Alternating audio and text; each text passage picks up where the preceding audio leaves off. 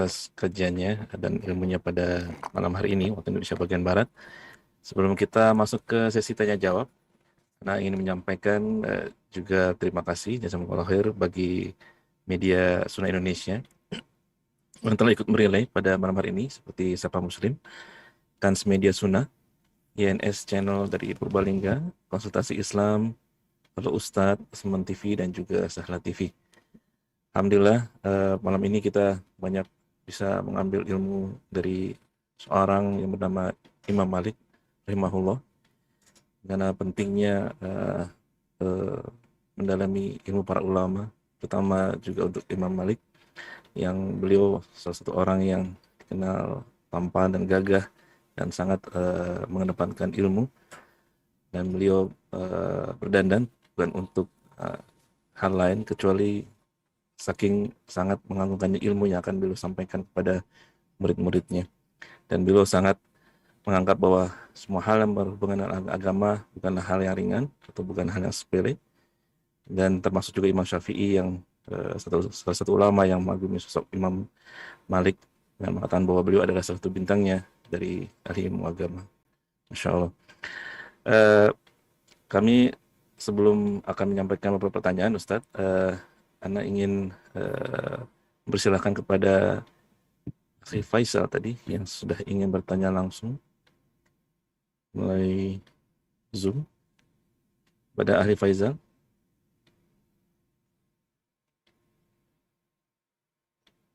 Kalau belum, Anda berikan dahulu kepada Saudara Ilman Iga. Tafadol, Saudara Ilman Iga.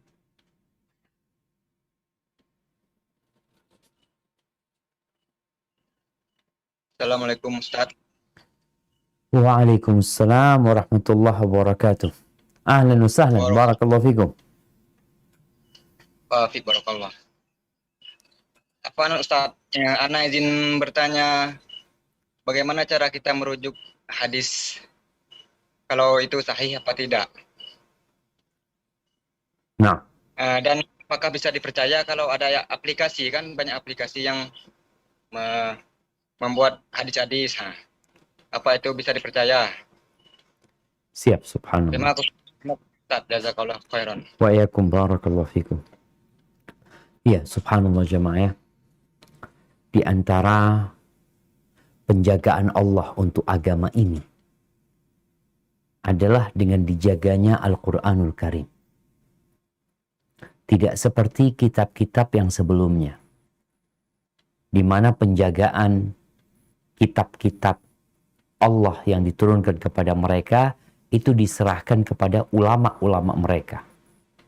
Sehingga tatkala ulama-ulama itu meninggal dunia, muridnya tidak melanjutkan penjagaan, kitab-kitab itu mengalami pengurangan, penambahan, yang akhirnya kita tidak menemukan mana Taurat yang asli, mana Injil yang asli. Sedangkan Al-Quranul Karim, Allah mengatakan, Inna nahnu nazzalna dzikra wa inna lahu lahafidhun. Sesungguhnya kami benar-benar menurunkan Al-Quran dan kami yang menjaganya. Jadi Allah langsung yang menjaga Al-Quran ini. Apa hubungannya sama hadis? Hadis ini adalah penjelas untuk Al-Quranul Karim. Litubayyina linnasi ma nuzzila ilaihim.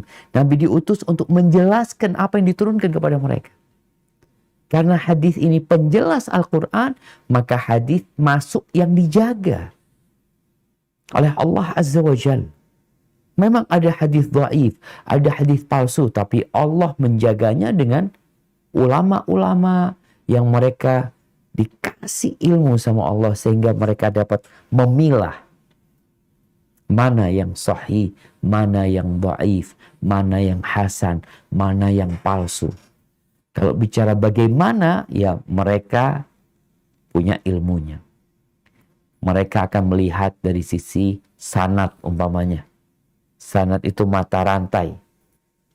Imam Bukhari meriwayatkan dari fulan, dari fulan, dari fulan, dari fulan. Ini sanadnya. Mereka akan mengecek orang-orang yang ada dalam mata rantai sampai ke Nabi SAW. Boleh jadi, oh ternyata terputus. Ini tabi'in meriwayatkan langsung dari Nabi SAW, disebut mursal umpamanya. Berarti ada yang hilang nih. Atau ada masalah dengan perawinya. Perawinya ini kok sepertinya nggak dikenal. Dia itu muridnya siapa, gurunya siapa, nggak tahu kok. Tahu-tahu ada fulan di situ. Nanti ada yang disebut dengan majhul umpamanya. Wa ulama dan juga berkaitan dengan matan hadis itu juga dibahas. Baik. Sedangkan kita orang awam, kita bukan ulama hadis yang bisa mengkaji tiap hadis, kita kaji sendiri, nggak bisa, kita tanya. Makanya orang yang tidak mendalami ilmu itu, orang awam itu, ya ikut apa yang Allah katakan, fas'alu ahla dzikri in kuntum la ta'lamun. Tanyakan kepada orang yang berilmu kalau kalian nggak ngerti. Maka kita bertanya. Tanya mamanya hadis ini sahih apa enggak. Tapi kalau kita nggak usah, alhamdulillah ana belajar sehingga ana bisa ngecek, ya alhamdulillah, tinggal kita cek. Bisa jadi ngeceknya dengan merujuk kepada kitab hadis yang diriwayatkan itu. Oh, ini diriwayatkan oleh Abu Dawud. Oh, cari nih riwayatnya Abu Dawud. Karena Abu Dawud meriwayatkan dengan sanad. Kita bisa cek tuh perawi-perawinya nanti ada ilahnya apa enggak. Tapi kalau kita nggak mampu itu sekali lagi kita tanya kepada ulama yang ahli hadis. Contohnya umpamanya Ibnu Hajar punya kitab Al-Talkhisul Habir. Beliau punya kitab namanya At-Talkhisul Habir. Naam. Berkaitan dengan tahrij hadis-hadis yang ada dalam kitab fikihnya ulama Syafi'i. Kitabnya Rafi'i kalau nggak salah. Oh, kita bisa merujuk. Bagaimana pendapat Ibnu Hajar? Oh, hadisnya sahih, dhaif. Yang mungkin Ibnu Hajar pun dikritisi oleh yang lainnya. Kemudian mungkin yang ada di zaman kita sekarang yang sudah meninggal dunia, Syekh Albani rahimahullahu ta'ala. Kita bisa mengkaji. Bukan mengkaji, merujuk ya. Apa kata Syekh Albani? Oh, Syekh Albani mengatakan hasan. Syekh Albani mengatakan dhaif. Ya kita ikut, nggak ada masalah.